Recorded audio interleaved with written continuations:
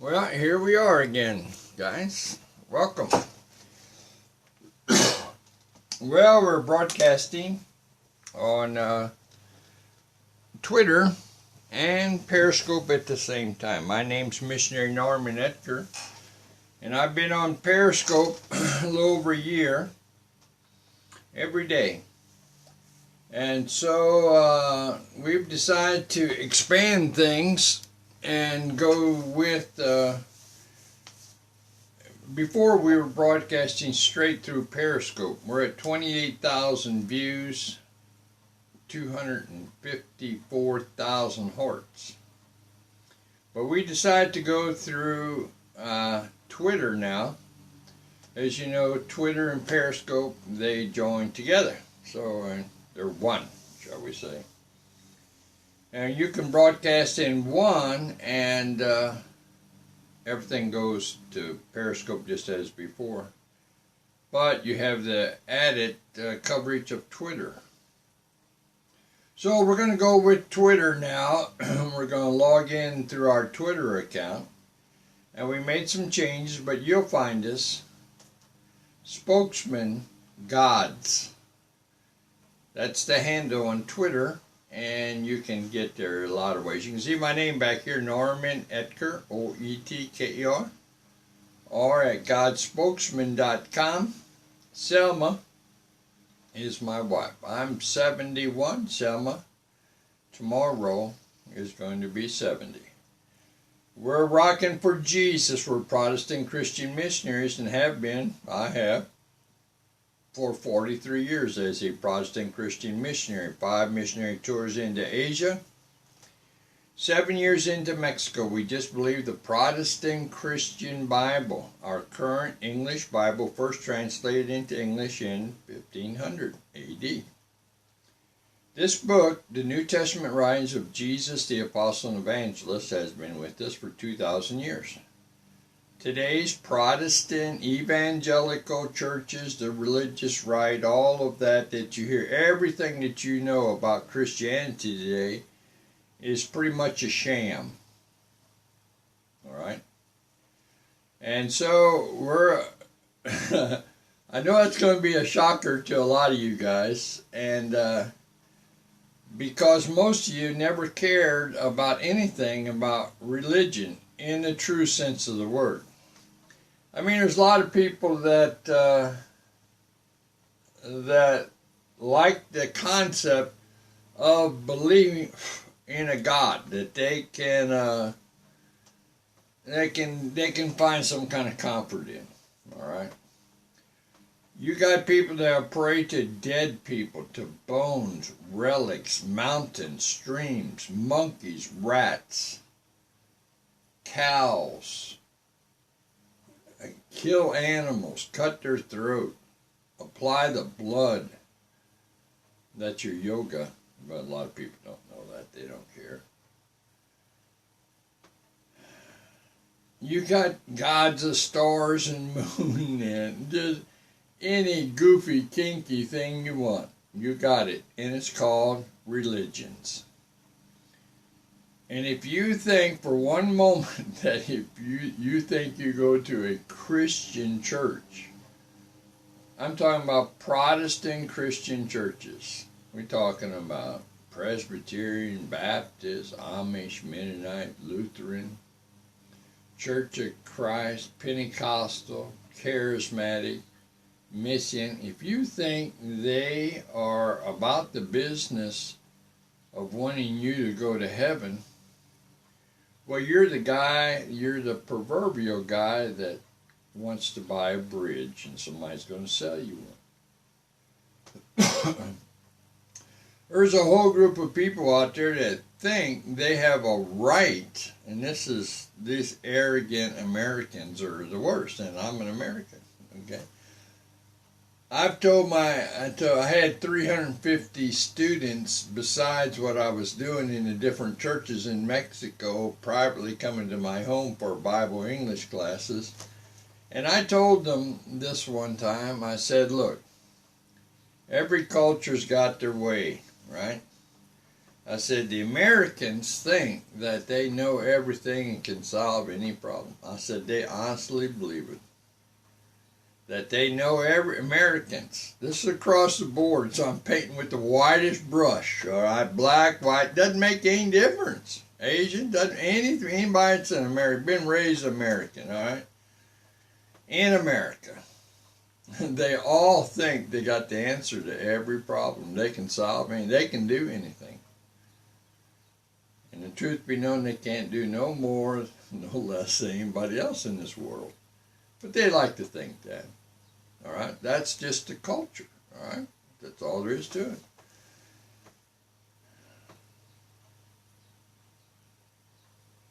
As a Protestant Christian missionary, the hardest thing I've had to adjust to is the absolute, total,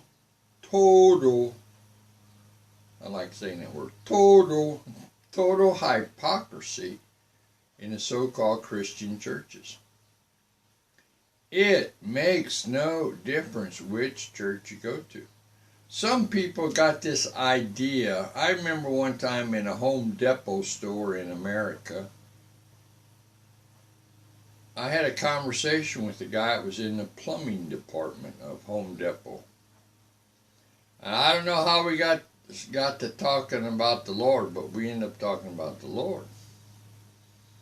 Now get this guy was a master plumber, had his own plumbing company, and why he was working, I have no idea. But I mean, at this store, why? Okay, he had a master recognition as a master plumber, licensed in the state. He was also a real estate broker. All right, and he owned homes and he rented homes. But for some reason, the guy had to be working at Home Depot. Okay? Now, you can think what you may about it, but that's how the guy and I know that he was legit because I know that some other people in the store that vouch for this guy.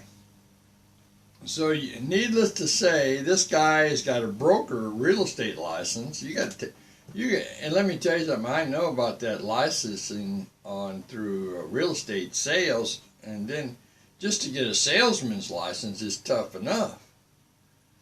But broker's license, to be in charge of all these renegade salesmen, you got to be sharp. You got to know everything.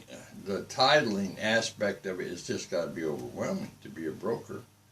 And most brokers are, well, I was going to say women, but I'm not sure if that's a true statement, but women generally are a lot brighter than guys, all right, just to be honest with you. But you got to have a sharp mind. So anyway, I had a conversation with this guy at Home Depot in the plumbing department. And he looked about 45, sharp guy, sharp, knew his biz, all right?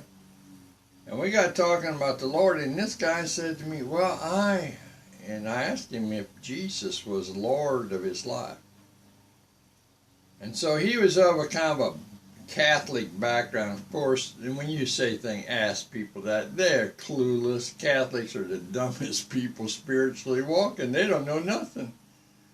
They're absolutely ignorant. They think they're Christians too. That is what is so mind-boggling, all right? They don't know nothing. And I can say that because I was raised in the Catholic thing for a while. And I'm telling you, I went to a Mass. They made us go to a Mass every day, and the Mass was said in Latin. We had no idea. Just do the routine. Sit, stand, kneel, sit, stand, there. Clueless about anything. Every day, said in Latin. Had no idea what was going on. Clueless. And that's the way Roman Catholics are today. Clueless. Clueless. Well, anyway, this guy at the Home Depot, I was talking with him. And he made this comment, well, you've been trained, you've been schooled, and you understand. And I haven't done anything except fall in love with Jesus. all right? But he thought it was some deep mystery that he could never fathom. He could never understand it. That you have to go to school over and over, year after year. You have to have at least a master's, and if you've got a DD, then of divinity, then oh man, you'll probably understand. And this is the lie of Satan, the adversary, evil. Satan wants you to think that you'll never understand anything about religion. So, and the 5 missionary tours into Asia, at least the Asian people understand about gods, shall we say. They know they want to be on the good side with gods, okay? Whatever that God is, they want to be on the good side.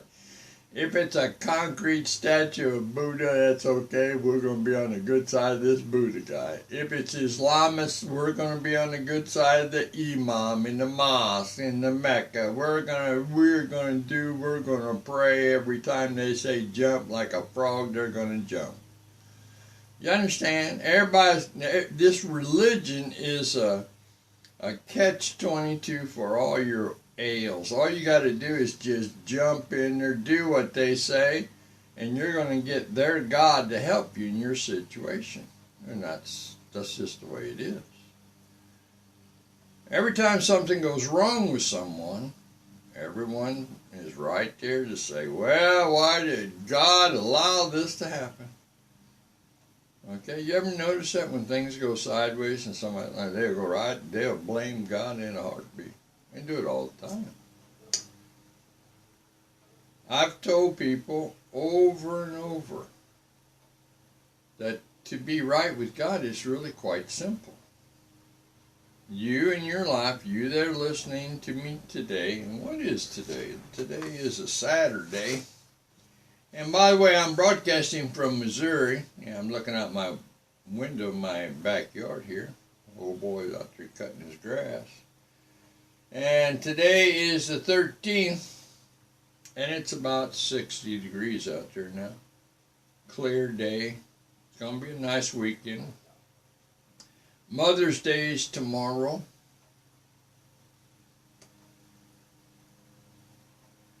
Everyone wants to know about God at some time in their life. The simplest explanation I give to people over and over is that you as an individual, you that's looking at me now on Twitter or Periscope or YouTube, because this is where it's going to go to, all of our recordings are saved. They're not eliminated in 24 hours.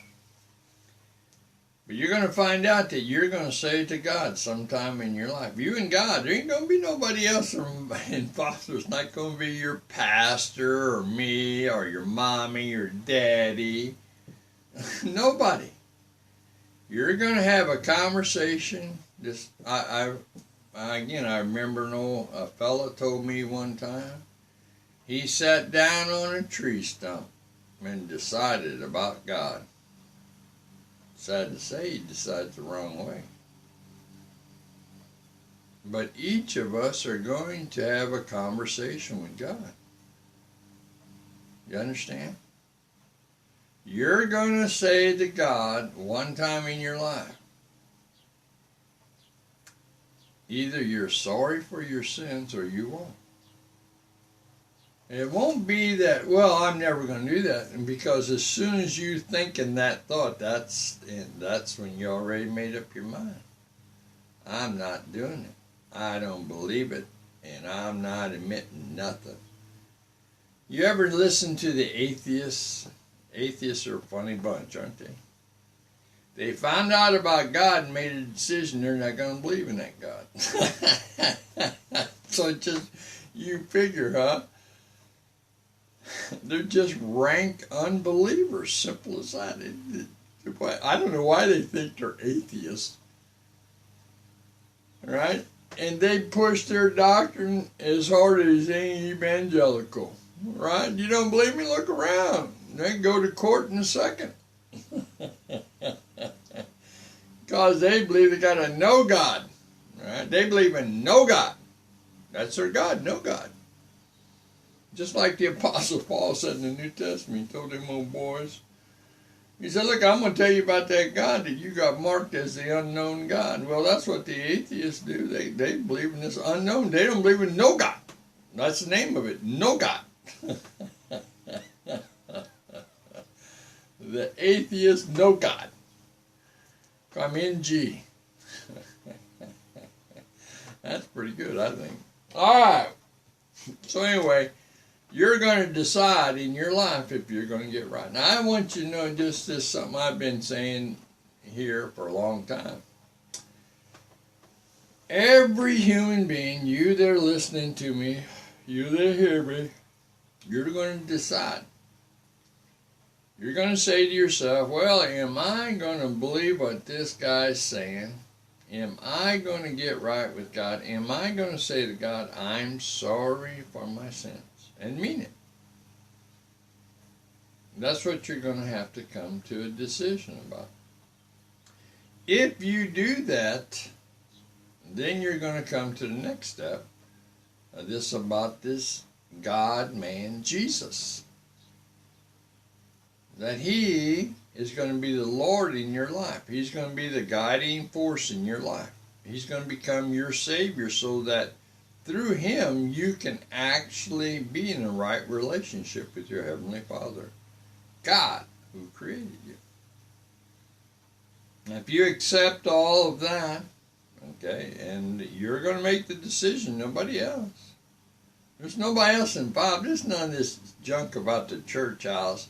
Lifting your hand, reciting the sinner's prayer and all that, and then all of a sudden you're saved. Now you're a Christian. Don't believe that. That's a quick fix that's not going to last at all. It's just a game you play. It's a game you play, then you have to prove to them you're a Christian, but you got to prove to them that you're going to be a Christian by obeying the church rules, paying them money every week, going to church, going to Sunday. You're going to prove to them you're a bona fide Christian now because you're going to obey what they say to do. And that's, you're being deceived. It enters into what we call legalism. That's what the current churches are today. Legalistic associations. You have to prove to them you're a Christian by your action. So how does this all plays out? Oh, you need your house painted? We'll paint your house because we're going to show you the love of Christ and we're going to come paint your house. Oh, you're in an earthquake. We're going to come there and dig you out because we're going to show you the love of Christ. All right. Now, I'm talking particularly about this religious people. I'm not talking about first responders and things like that. I'm talking about people that think that they continually have to prove to other human beings that they are in fact a Christian. They are what you call the legalist. Legalism is the idea that I have to continue to do rules and regulations to prove to you I'm a Christian, to prove to myself I'm a Christian. People do it all the time. The church rules say this. And then when you look at the Protestant Christian Bible New Testament, it doesn't say that. In the United States, there are so many denominations. Matter of fact, let me pop this up here. And here's what we're going to do. I'm going to Google it right now and see what we got. How many denominations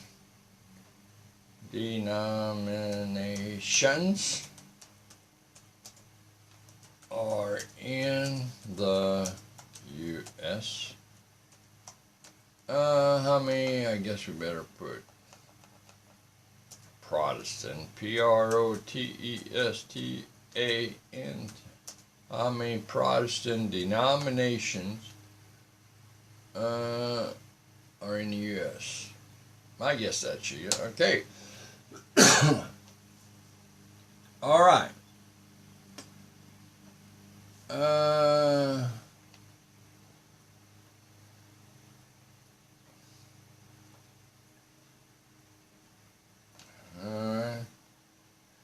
Well, let's see.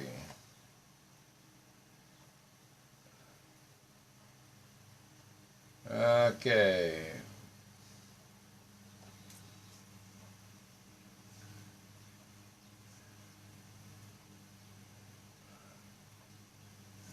Okay.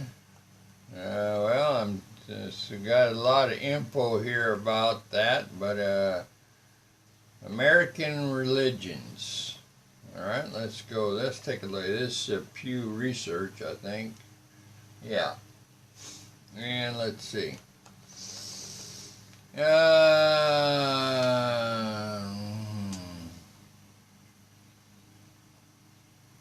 So we got 70% of the 360 million people say they're Protestant Christians, okay? All right, let's see. All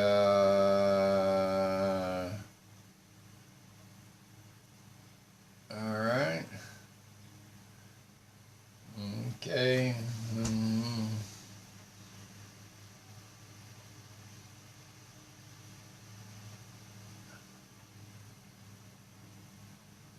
All right, doesn't say how many. It just says that there's only 14% of all these people that say they're Christian go to a church.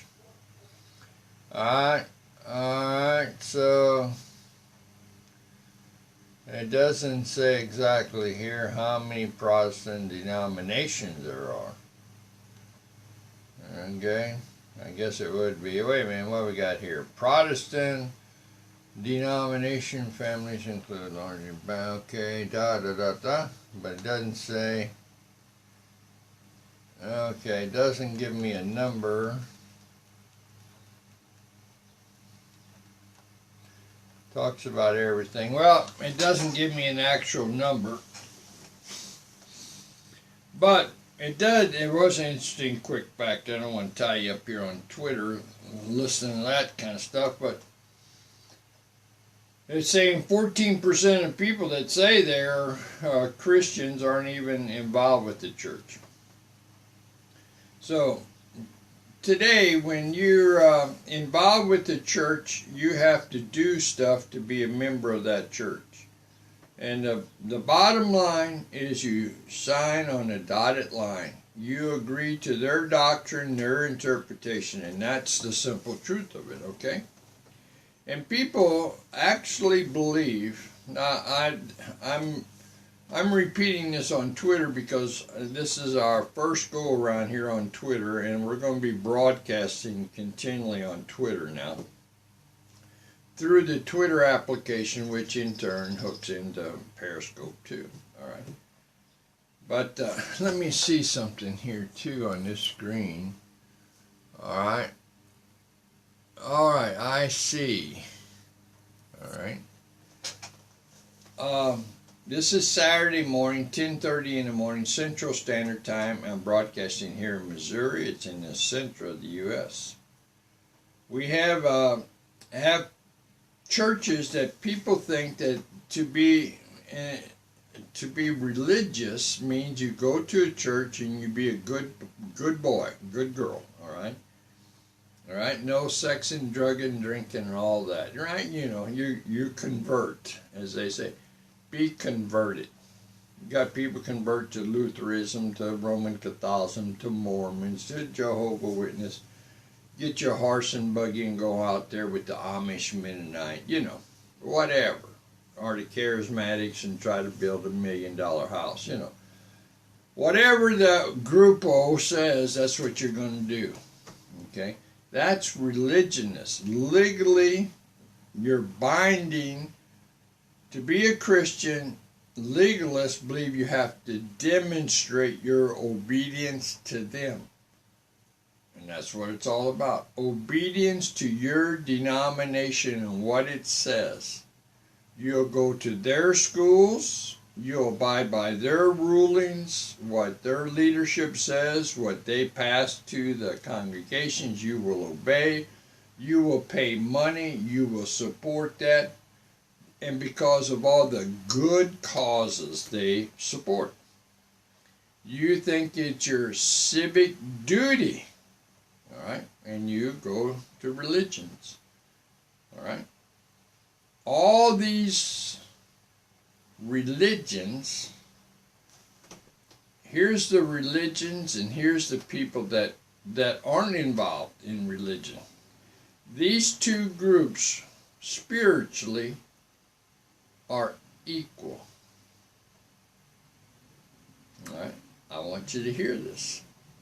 These two groups, the religionists and the non-religious, the atheist, the person that doesn't care, I mean, he just doesn't care. He care less. He's just party time guy. These people, the intellectuals, the educated, they don't care. Oh, it's a nice concept about religion. Oh, yeah, man. Do your yoga thing and get off in transcendental meditation. Whatever you want to do. You want to go on a little pilgrim somewhere and look at dead bones? Have at it. We're going to go examine dead bones of something 10,000 million years ago. Okay? Everybody's comfortable, right? These groups, all of the religious groups that you know today, evangelicals, here's the world, here's religions. These two groups, for the most part, are identical. Spiritually, there is no difference.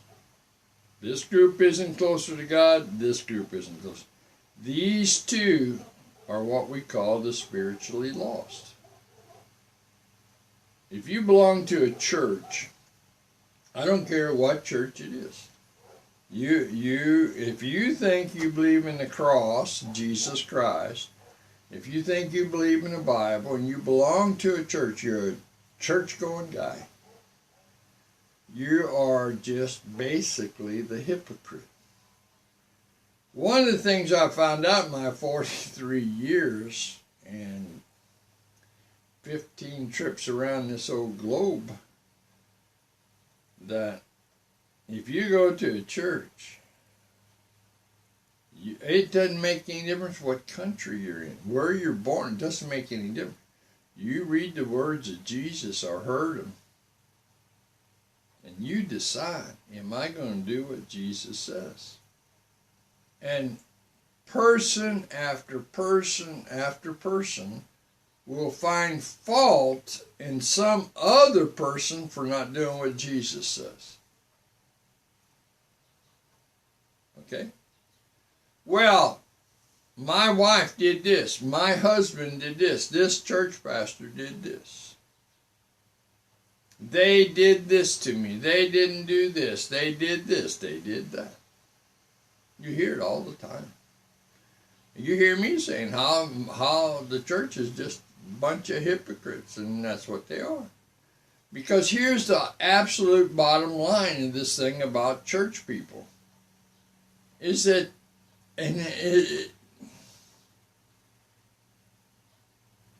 I'll give you an example. In my own private life, I went through some real trials, and so we had the president of he was the president of the church committee. Okay? Whatever that means, I think. Yeah, president of the men's deal. All right? The men voted this guy to be their president, leader, or whatever. Okay? And this guy one day said some things to me, and I thought, and I wasn't wrong with what I said, but so But you know what happened? And within a year, this same guy, this president, was proven to be an absolute liar, thief, stealing, lying. And it'll show you every time. People in the church are the true hypocrite. The hypocrite is one that says something and then actually doesn't do it. A lot of religious people, they read the Bible, and you know what a lot of people will say when they read the words of Jesus, the apostle and evangelist in the Protestant Christian Bible New Testament? You know what they say? Well, we're not perfect. But you know something?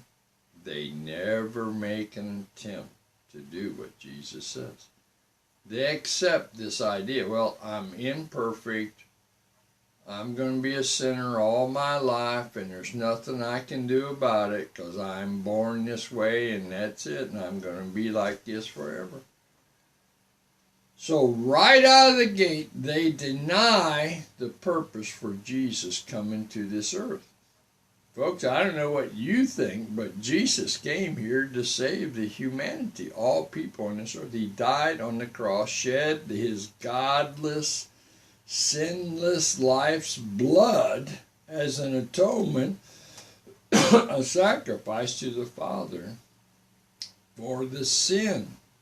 It's the blood that removes the sin, and his blood was innocent. He had not sinned in thought, word, or deed for his 30 years on the planet.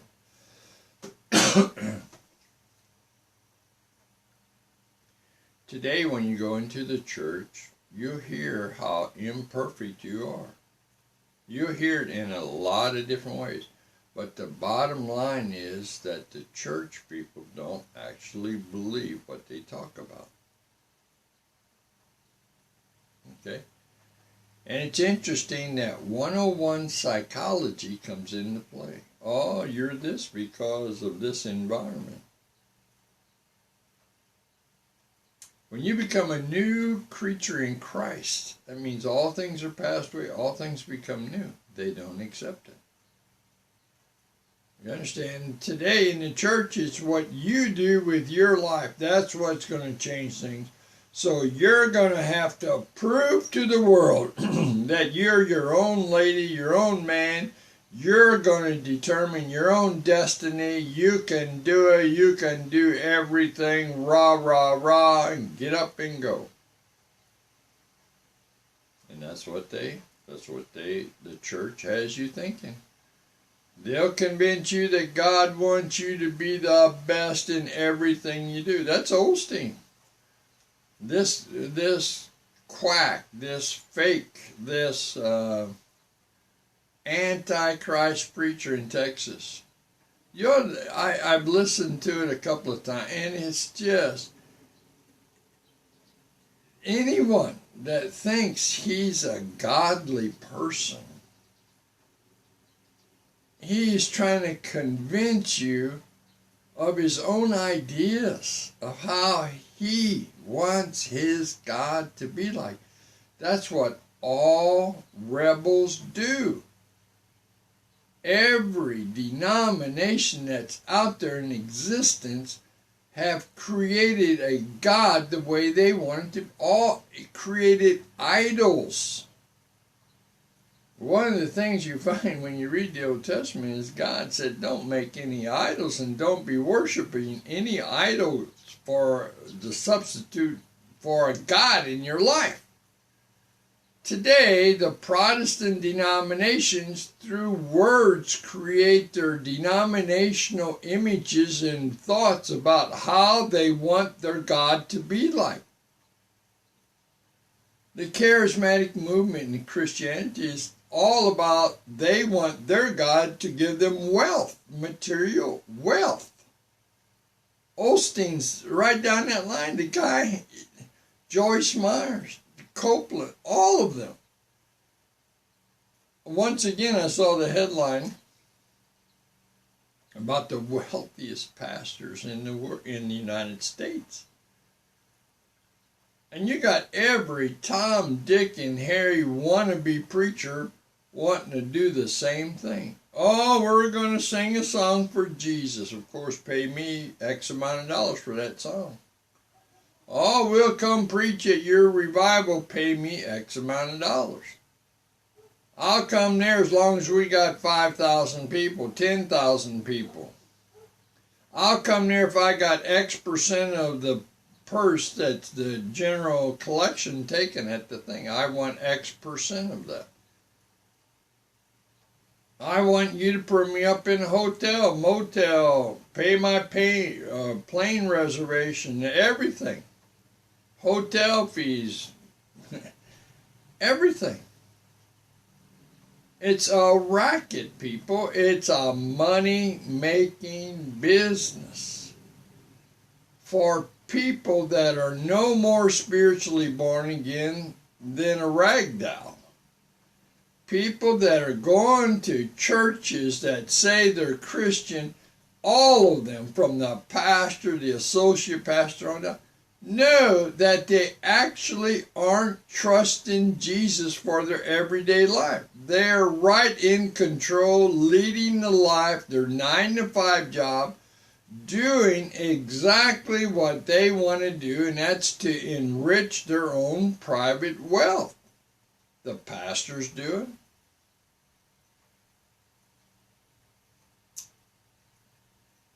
Here in Missouri, went to a little church, and I thought things were a little bit strange. So I just did a little bit of research, and I tell you, if you want to find out about any church, you can do a little research, you can find out. No matter how secretive they think they really are, they aren't. Here's the way the churches, these scam churches work, and they're out there, folks. If you don't, when I say that, I mean rebellious people against God. They're everywhere. And in this, I'll give you an example. They will come in, and they'll have a, you know, when a church went looking for a pastor, they put out the want ads.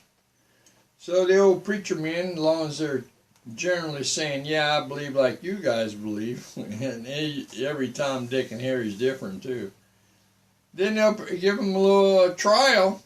Okay, come preach. All right, so if people like the way he preaches or what he says, then okay, man, we'll go for you. And it's a tryout, okay? It's a big sham. It's a showtime. He'll do and say and act. All right, right there in front of them, man. If they like the show, they'll hire the guy. Then what happens is that guy gets in. You know what happens? It had 3 or 4 families that'll follow him into that little old church house. And they'll stay there 6 months or whatever, and then they get to be, they'll join the church, be there 6 months, and they'll actually become voting members of the church. All right? And then they'll add some more people. And within a year to 2 years, they'll bring in people to join that group for one reason: to take control of the church legally through board by having votes on what they're going to do with the church. And the majority of the people will vote in one block. And they'll end up being the secretary, treasurer of the church. Legally. And there's nothing you can do. And most of the time, people just leave the church. And these guys end up with the building and the land and everything. It's a little hard to get past selling the land, but they're in control. All right? It's a business, folks. This thing about the churches today is not about salvation. Today, people don't care. where you're actually going at death. What they want is your money before you get to death. It's that simple. They want your allegiance to them, to support their idea, their cause. This is your purpose in life, to do X, Y, and Z. To give your money to us so that we can spend it and do these things and programs that are recognized by other men and women, that we receive in you too the glory for what you have done for humanity. That's it. Okay. It's nothing about heaven. This place is streets of gold and jasper, walls with no pain, suffering, and sorrow. Or about this place called hell that Jesus talks about. Brimstone, fire, and torment, and eternal pain. You don't hear them talking about you need to be spiritually born again. You don't hear that. Jesus continually tells all that you have to be born again to enter into the kingdom of God. You understand? You got charlatans out there that will give you these Protestant denominational churches. I don't care who they are. It's a sham church out there. When you become a Christian, remember there is no substitute. There's no church. Jesus is the head of the body of Christ. The body of Christ are the actual people that obey Jesus' writings. Not the Lutheran Church or the Presbyterian USA or the Amish or the Mennonite or the Pentecostal or the Charismatic. You understand that the Messianic, the Jews for Jesus group, the nation of Israel, don't follow any. They're headed to hell.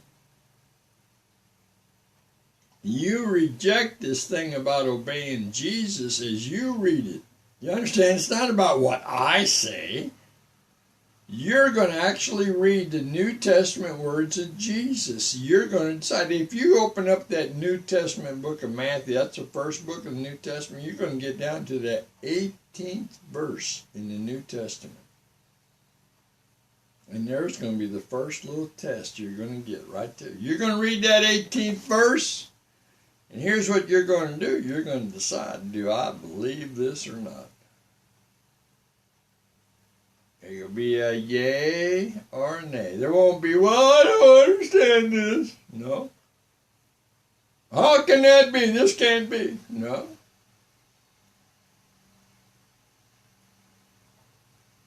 You understand? This thing about God's going to be for real, and you're going to have a for real experience. It's, as I titled this message, it's all about you. God sent Jesus to save you.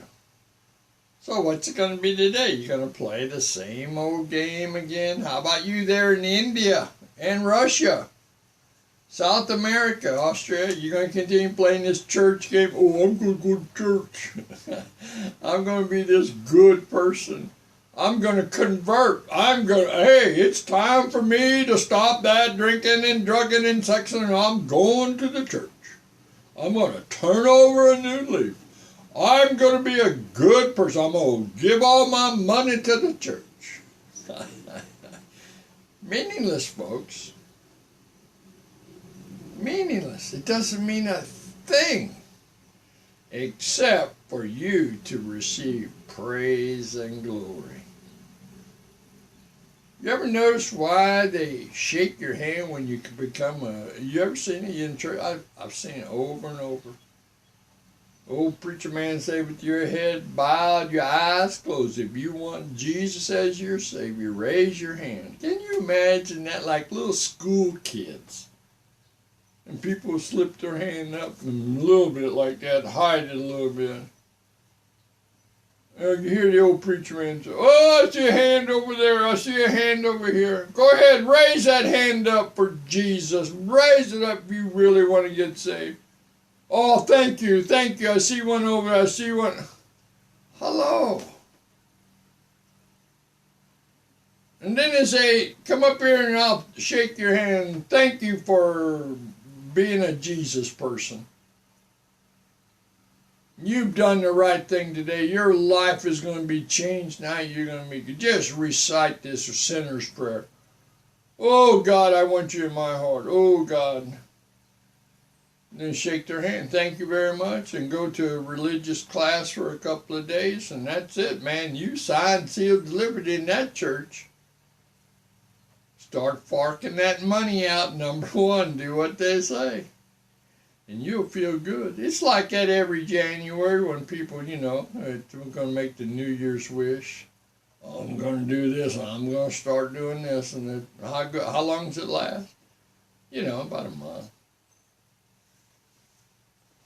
And this whole thing turns out to be, when people join church, you know what it turns out to be? They become religious hypocrites.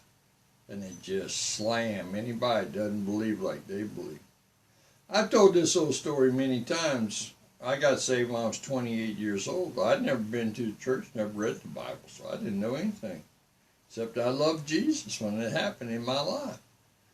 Well, there was another old boy I run with as a teenager. I'm talking about 17, 18 years old. We were just wild, okay? And this guy was even wilder than me, all right? Well, one of the mission returns to the States, I heard that this young man, like myself, had become a Christian. And so I found that guy, or didn't find him, I ran into him, all right?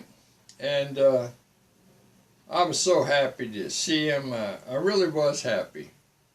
Because when I got saved, there wasn't anybody else in my age group that really had an experience with Christ. It was just me. I couldn't understand why. So I was really genuinely excited to see the guy. And we had a great conversation to a point. And then we hit this absolutely block wall when we were talking. The guy began to talk about his religious church and their doctrine. And it's not even in the Bible, what these people are talking. And that good friend of mine when I was in my youth was a religionist now. If you understand their all the joy and excitement about being forgiven, because he was a sinful man just like me. All that joy and happiness of being freed of the bondages of sin and guilt and condemnation, being forgiven and loved by Jesus, by God, accepting Christ into your heart and loving Him and wanting to obey Him, all of that had been pushed aside and been replaced with this religious hypocrisy.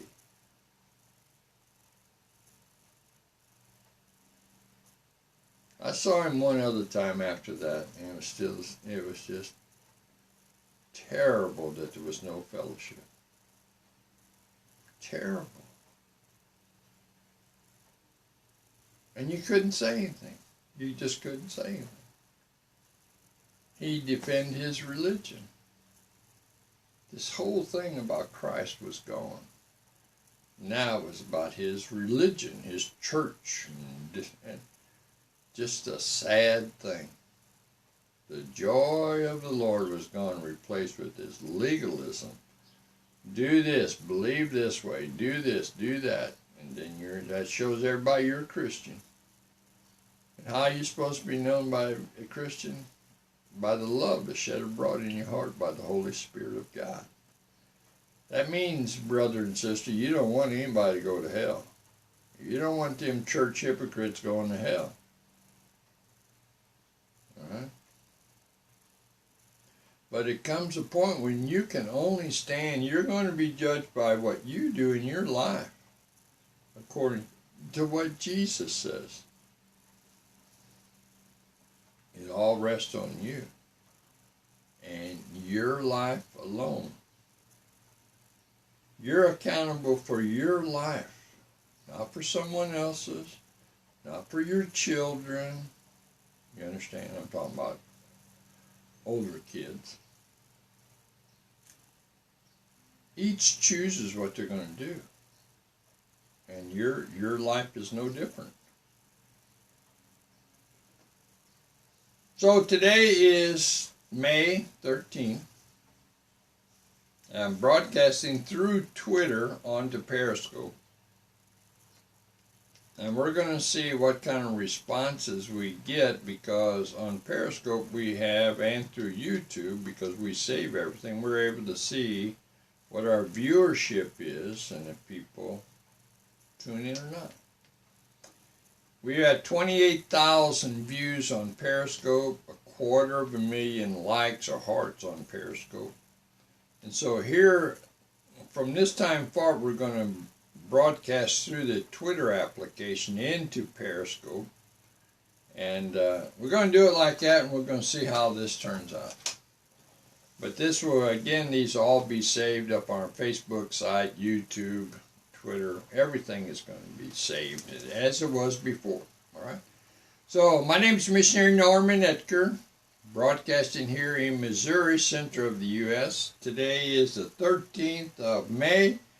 It's about 60 degrees Fahrenheit. It's going about 10 to 11 in the morning.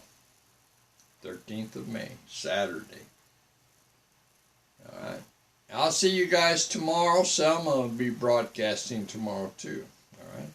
We'll see you tomorrow. Lord willing, that is.